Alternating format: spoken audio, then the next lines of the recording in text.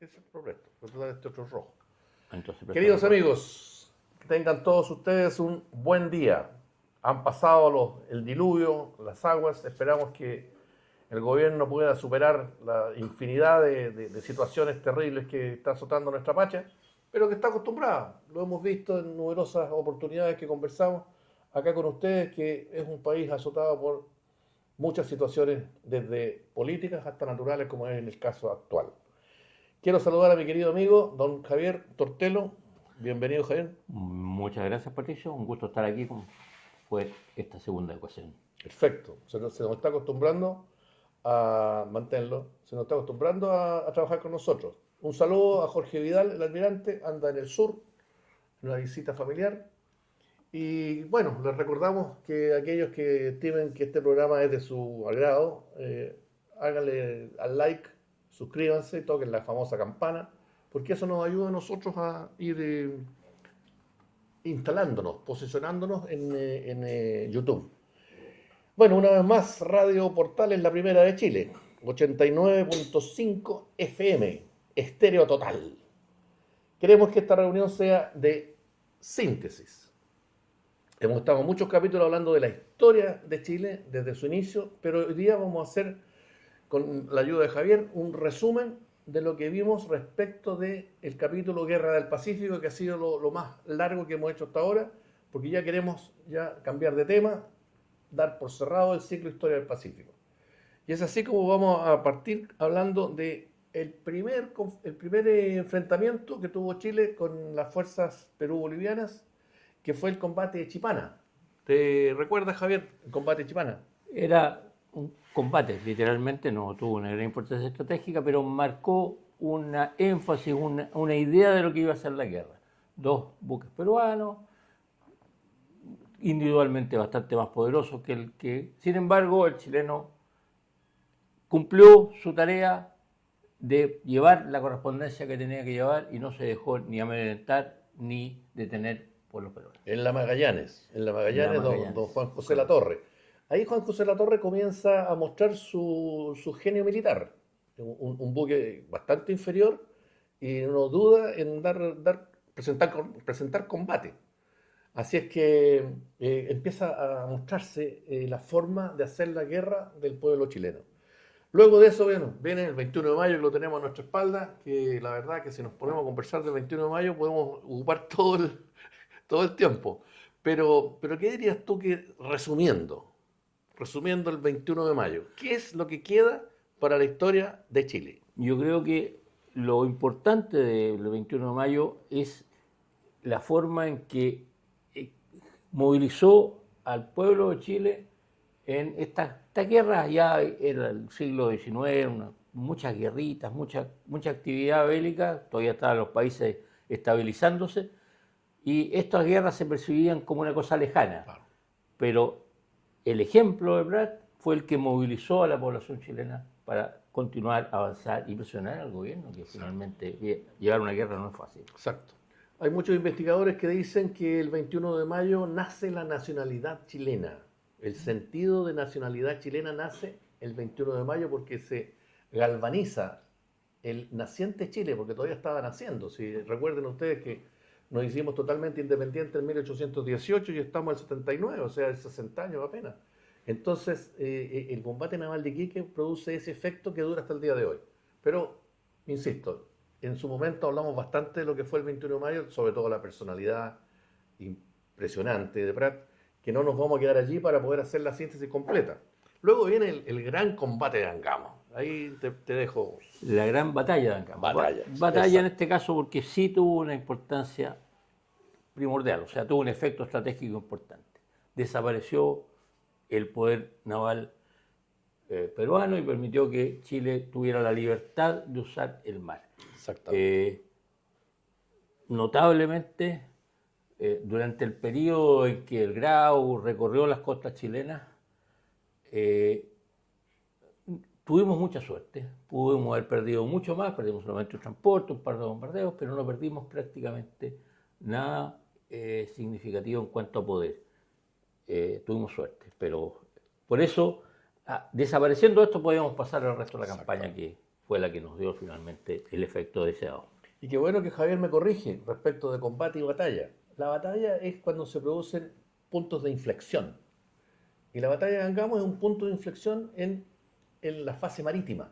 Porque después de Angamos, lo vamos a ver ahora en el resumen, hay por ahí un par de 2 o 3 hechos marítimos relativamente importantes, pero ya la guerra pasa a su fase terrestre y por eso que lo siguiente que vimos, si que ustedes recuerdan, fue el desembarco de Pisagua.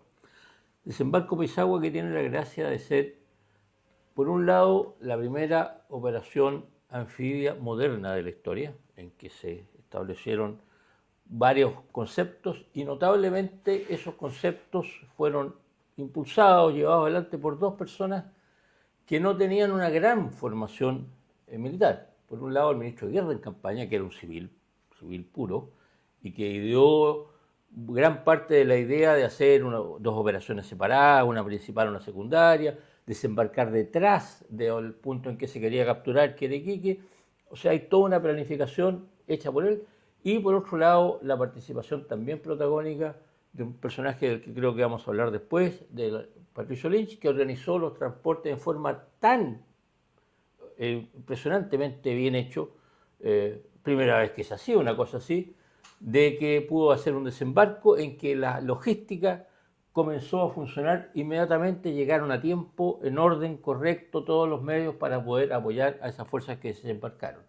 Y de hecho, el destacamento de infantería marina que está en el norte tiene el nombre de Patricio Lynch justamente porque fue el gestor el que tuvo la idea de hacer funcionar este desembarco en términos logísticos. Tanto es así que en varias academias militares del mundo se estudia el desembarco de Pisagua, porque fue un hito en las guerras militares. Luego de Pisagua, pero antes quiero mencionar al capitán de corbeta de apellido Barrientos. Este capitán tiene una destacadísima participación en el desembarco de Pisagua y les adelanto que estamos en Osorno trabajando con don Gonzalo Arias, un querido amigo nuestro, y don José Miguel, que se me escapa el apellido, José Miguel, disculpa si lo olvidé, José Miguel García puede ser, que están llevando adelante un proyecto de levantar un monumento para este capitán, que fue el primer oficial que desembarcó junto con la gente en Pisagua, y como les decía, tuvo una destacada participación, llena de heroísmo. Él fue ascendido a capitán de corbeta por el presidente Balmaceda, y eso le significó tener serios problemas con el gobierno de don Jorge Montt. Don Jorge Montt, claro. Claro, y pasó a retiro y pasaron muchos años hasta que se le reconoció, no el hecho de ser héroe, sino que se le reconoció su participación en la guerra y su servicio militar y recibió una pensión un tanto fuera de tiempo. Bueno, después de Pisagua viene toda esta seguidilla de hechos, como es la Pampa Germania, Dolores, Tarapacá, y ahí está la captura de la Pilcomayo, que es un hecho marítimo. Pero, ¿qué te parece hablar un poquito de estos 3 hitos que son Germania, Dolores y Tarapacá? Sí, muy interesante en términos de que después del desembarco, Pisagua se avanzó sobre el interior y como en todas las operaciones militares complejas, como son los desembarcos, los chilenos nos metimos en una situación compleja.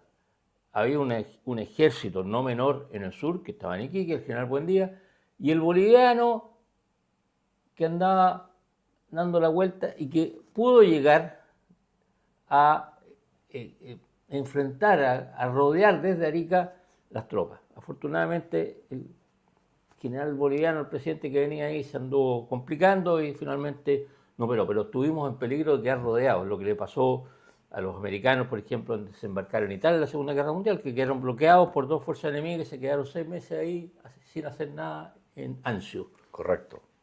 Luego vimos la batalla de Tacna y por supuesto el asalto y la toma del Morro de Arica, que es el hito histórico, no sé si más destacado por las características, porque tomarse un morro en las condiciones que se hizo, en el tiempo, ¿no?, que se demoraron en llegar a la cima, en el acto heroico del oficial peruano, que se los comentamos en su época, en su momento, todo es un conjunto de elementos de ese que lo hace ser un hito en la guerra, así como fue la parte naval de Iquique.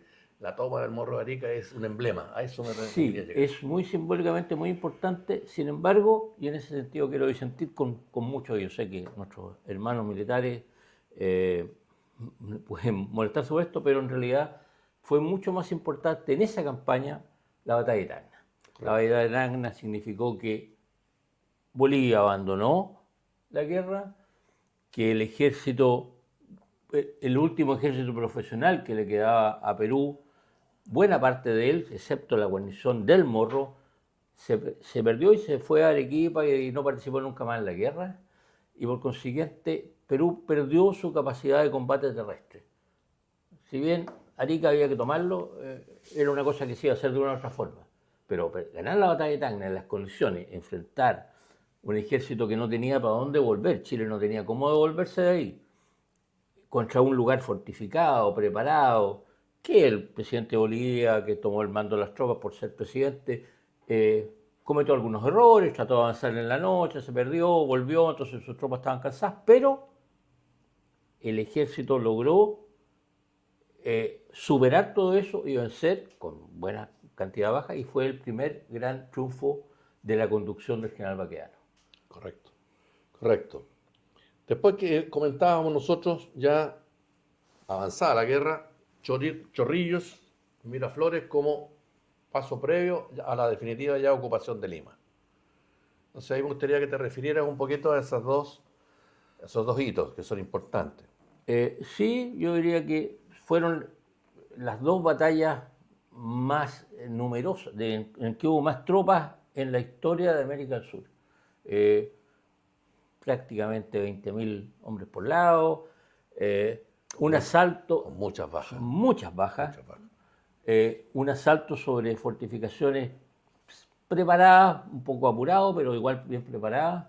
Primero contra un ejército semiprofesional y después contra unas reservas que no tenían mucho valor, pero que estaban bien atrincheradas.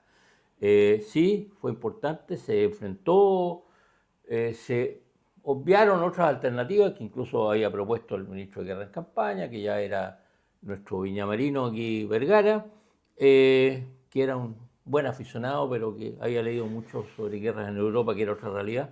Así que finalmente se hizo también a la de Baqueano, de frente y con muchas bajas, pero se logró ahí terminar, y ahí debería se haber terminado la guerra si no fuese por la obcecación de los peruanos de poner la idea de que eran superiores, que iban a igual a ganar, etcétera, y estirar este chicle haciendo sufrir a ambos bandos por mucho tiempo. Bueno, sobre todo el coronel peruano, se me escapó el apellido, el que continúa toda la campaña de la Sí, sierra. bueno, él fue herido en la cuestión, fue evacuado, escondido en Lima y finalmente siguió a la sierra, Claro. Cáceres. al coronel Cáceres. Cáceres. Pero te fijas, es un coronel. Claro. Los generales se Después desaparecieron. lo ascienden a general. Pero Él la batalla él fue coronel. como Fue, coronel. y era, notablemente, era el que protegía el bando junto al mal, Claro. que combatió primero, porque también estuvo en la batalla anterior, junto al mar. En esa, el capitán de navío, Patricio Lynch, encabezó una división del ejército que fue nombrado general para eso, y posteriormente en la otra también. Entonces, efectivamente, él es un protagonista principal de ambas batallas. Exacto, coronel Avelino Cáceres, ahora lo recordé. Y ahí viene la ocupación de Lima, que da para mucho, da para conversar mucho tiempo. Lo más importante es que no se cumplen los vaticinios que se habían hecho, que iba a ser un desorden absoluto, un caos y un desastre, etcétera. Que seguramente los hubo. Hubo abusos, hubo situaciones puntuales, claro, pero rápidamente se tomó el control. Se tomó el control de Lima y viene ahí, aparece o destaca mucho más la figura de un hombre que nosotros lo conversamos bastante con ustedes cuando fue el momento que él había combatido por la Royal Navy, había tenido una experiencia en el Lejano Oriente, había combatido en la guerra del opio, etcétera, etcétera, que había aprendido a hablar chino, etcétera. Y bueno, aquí mi querido amigo Javier lo ha estudiado bastante, así que vamos a darnos unos minutitos para recordar la figura de don Patricio Lynch. Don Patricio Lynch tiene una historia en realidad extremadamente interesante. Él era hijo de una familia bastante, llamaríamos, cuica en este tiempo, es una familia acaudalada de rancia aristocracia, y entró a la escuela militar.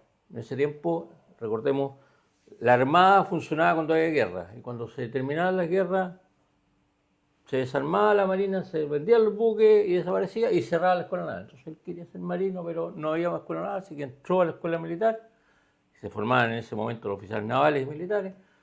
Y de 14 años ya era guardia marina y participó en la guerra contra la Confederación. Y entró a la Bahía Callao a tomarse un buque y entraron en embarcaciones. Había 2 buques que había que tomarse para que Chile estaba bloqueando el puerto, pero para que pasara la expedición y tuviera libertad de movimiento había que desarmar esos buques. 2 eran importantes, 2 no tenían mucha importancia, así que se hizo en embarcaciones y el oficial a cargo, para que Lynch pudiera combatir en el abordaje, tuvo que tomarlo los pantalones y subirlo, porque era tan chico que no alcanzaba la borda. O sea, a ese nivel, 14 años. Claro. Bueno, él tuvo una muy buena participación en esto y los ingleses que ya tenían siempre sus buques repartidos en todas estas campañas para ver qué pasaba, un oficial británico lo dijo, este es muy bueno, terminó la guerra y le pidió al gobierno chileno que se los prestara.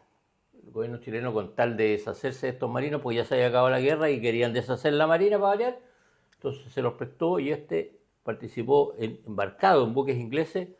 Él de estación aquí en América Latina, después en la guerra del opio en China, después en Europa, total como 8 o 9 años, y después volvió a Chile, participó en la guerra contra España, tuvo a cargo la Bahía del Paraíso, inventó un torpedo, lo instaló en Quintero, trató de usarlo contra los buques bloqueadores, después se fue a su casa y se reincorporó para la guerra del Pacífico, ya era un capitán de navío antiguo, pero tenía poca experiencia navegando, así que no le quisieron dar buque, y se lo nombraron a cargo de los transportes, y él fue el que organizó todo el sistema de transporte de la Guerra del Pacífico. Muy bien, muy buen organizador, así que cuando el ministro en guerra en campaña y el almirante se dieron cuenta que su buena actuación en el desembarco de Pisagua, lo nombraron administrador civil, administrador militar de Iquique, de la provincia de Tarapacá. Y él echó a andar la industria del salitre. A los 3 meses ya tenía organizado, ya estábamos exportando salitre como chilenos de esta cosa que se había capturado. Organizó, la ciudad partió funcionando sin problema, nunca tuvo resistencia.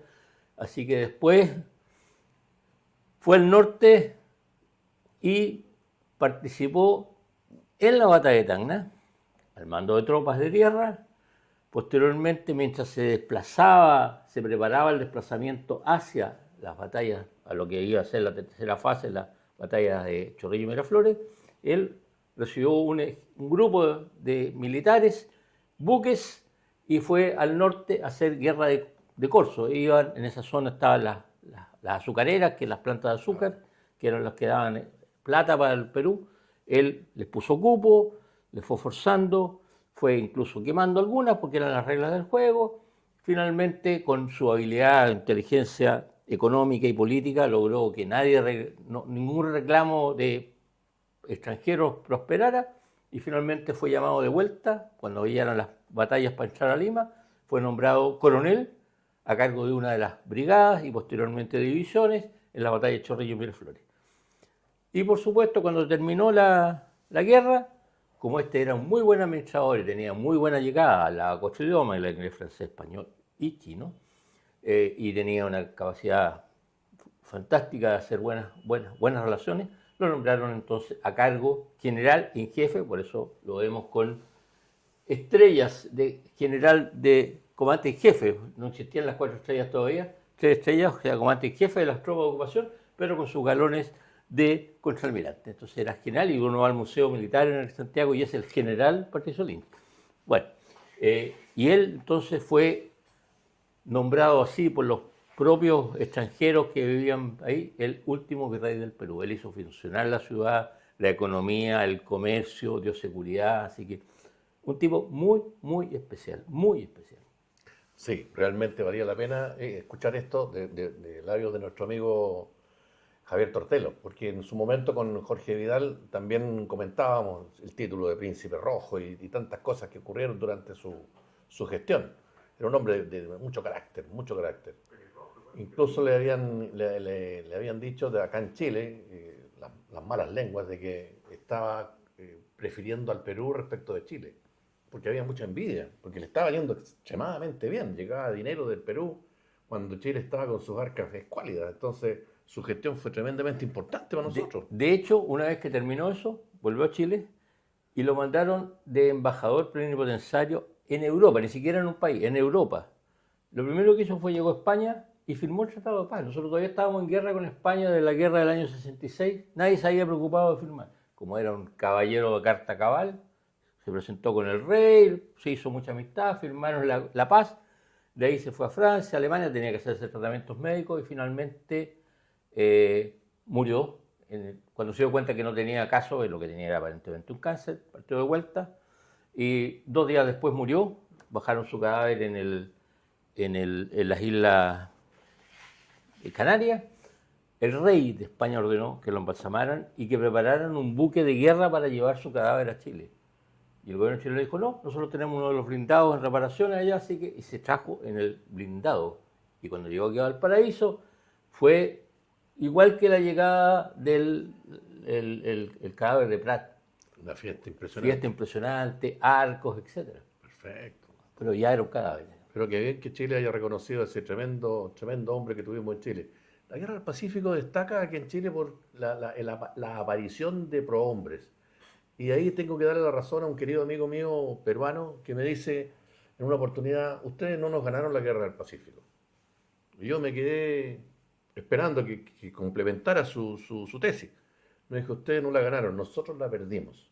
¿Sí? Porque mientras estaban en guerra con nosotros, ellos estaban en una especie de guerra civil, una guerra interna. Vidal, Jorge, les mencioné a ustedes cuando Piérola se toma el gobierno con Prado en Europa, tratando de solucionar. Al final, Prado se queda con la plata, se queda en Europa. La historia del lado de ellos es muy triste. Gente que se aprovechó de la guerra, gente que se aprovechó del patriotismo de ese pueblo, demostrado muchas veces. Y eso hay que reconocerlo.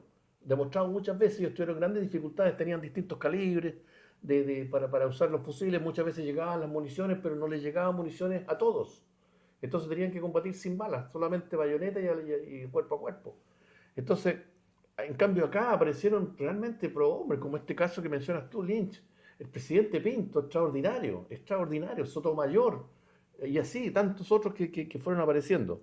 Bueno, finalmente, después de Lima, como les comentamos en ese momento, comienza una etapa de la guerra complicada, difícil, con este coronel que finalmente asciende a general, que no quiere rendirse, que es un patriota de carta cabal, después termina siendo presidente de Perú.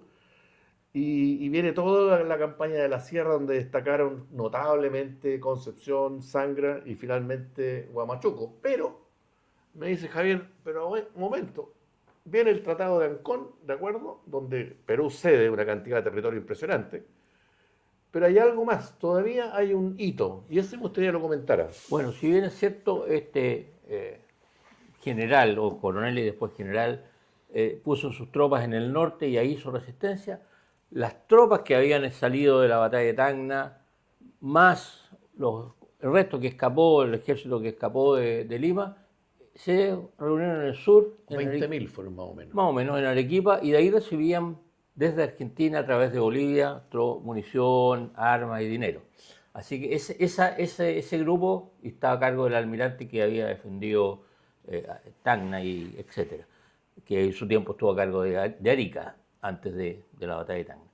Él, cuyo nombre, obviamente, yo tengo muy mala memoria para los nombres, se me olvida, a pesar de que lo vi hace un rato. ¿Cámpora? No. Bueno.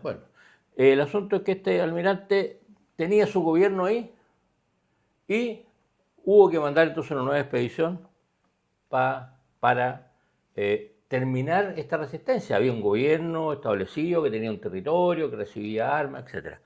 Y el almirante Lynch sabiamente mandó un tremendo ejército. Dejó prácticamente nada en Lima y mandó en ese tiempo ya casi todas las tropas habían vuelto, así que cuando un ejército de 5.000 o 6.000 hombres, Se va a terminar con esto. ¿cómo va a terminar con la cosa? De hecho, llegaron a Arequipa y salieron los civiles, oiga, ya no queda nadie aquí, así que se ocupó pacíficamente.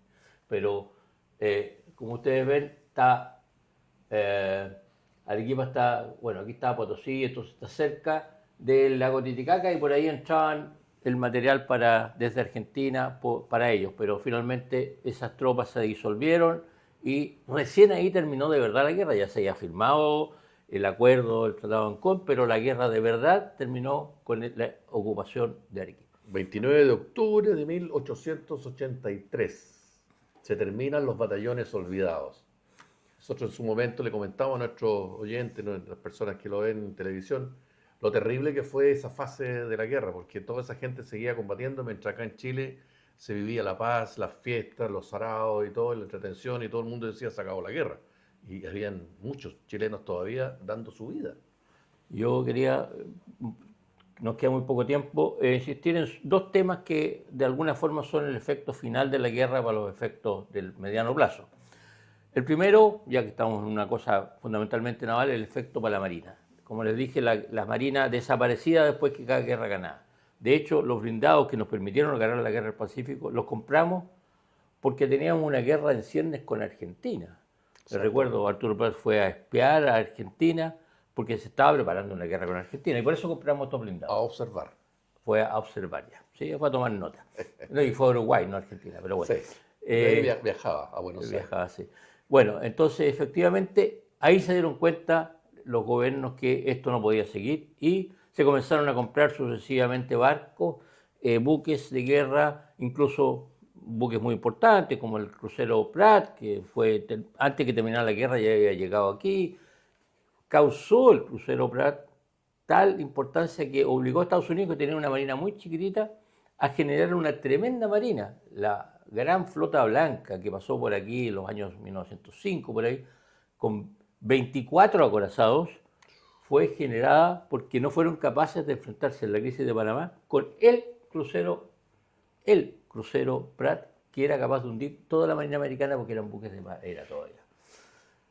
Ese era el punto de vista marino. Y ahí seguimos tirando flota, mandamos a hacer los acorazados para la Primera Guerra, mantuvimos, con altos y bajos, pero mantuvimos una marina permanente hasta el día de hoy, y ustedes ven en este momento todavía tenemos una superioridad en el mar. Y el segundo punto, que es referido a todo el país, el obtener el acceso a las instalaciones al salitre, en el fondo del norte, a la riqueza del salitre. Recuerdo, el salitre era importante, junto con el guano era la única forma de recuperar la riqueza agrícola de las tierras de Europa que estaban agotadas después de 2000 años de explotación. El guano no era tan manejable, era desagradable de manejar, todos sabemos de dónde viene el guano, así que el salitre fue el gran principal y nos dio la riqueza que permitió hacer avanzar mucho a Chile entre el año 80 y el año 20. En la Primera Guerra Mundial los ingleses bloquearon las exportaciones de salitre a Europa, que hicieron que bajara la producción de alimentación, pero además forzaron, porque el salitre además de ser un fertilizante, se usa para la fabricación de la pólvora. Entonces los alemanes, que ya habían desarrollado a escala de laboratorio la fabricación de salitre artificial, lo decidieron en forma industrial, y entonces eso, más la crisis que partió en Estados Unidos en los años 20, generó que el negocio del salitre terminara en los años 25. O sea, entonces, claro, el salitre se acabó. Y ahí nosotros aprendimos, porque ahí en esa crisis no tuvimos alternativa, todo dependía del salitre. Ahí aprendimos entonces a diversificarnos. Chile aprendió primero a hacer cobre, después exportar fruta, etcétera, hacer un comercio internacional variado, no dependiente de un solo producto. Así que esas yo creo que son los dos grandes efectos, en lo económico y en lo militar, en la parte naval. Bueno, con esto queremos dar por terminado el capítulo de la Guerra del Pacífico. Yo le agradezco a mi querido amigo Javier que nos haya acompañado el día de hoy con su brillante participación en los distintos hitos que hemos ido nombrando. Y el objetivo principal de esto es decirle a nuestros profesores de historia: ocupen este material, queridos profesores. Hagan que nuestros jóvenes conozcan la historia de Chile, que es un privilegio, es una cosa extraordinaria la historia de nuestro país. Nadie ama lo que no conoce. permítanle a nuestros jóvenes conocer su historia, conocer el esfuerzo, el sacrificio, el trabajo que significó construir nuestra patria, para que así aprendan a amarla con mayor intensidad de lo que la estamos amando. Ha sido un grato placer reunirnos con ustedes y una vez más entonces un saludo a la Portales, la primera de Chile, 89.5 FM Estéreo. Adiós.